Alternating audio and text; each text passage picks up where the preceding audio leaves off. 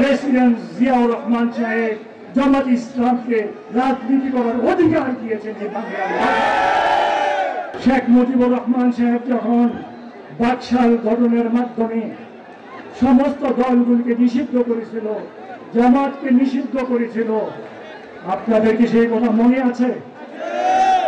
সেদিন কে আপনাদেরকে রাজনীতি করার অবস্থা ফিরিয়ে দিয়েছিল?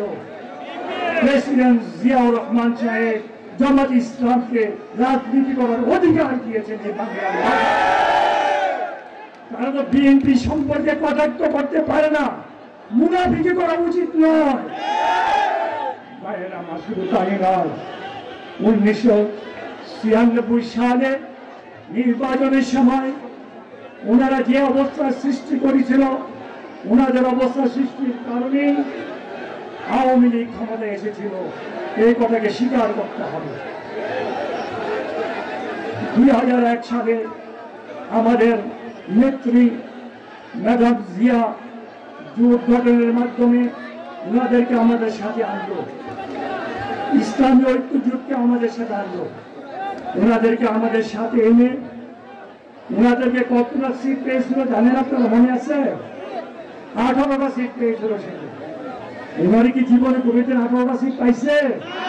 কোনোদিন পায় নাই।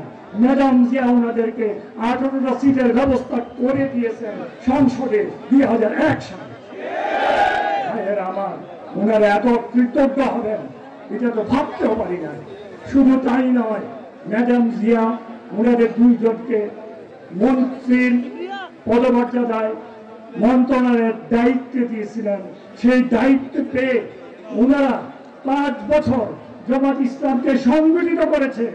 জামাত ইসলামকে যা করার, যা প্রয়োজন তাই করেছেন এবং সংগঠিত করেছেন।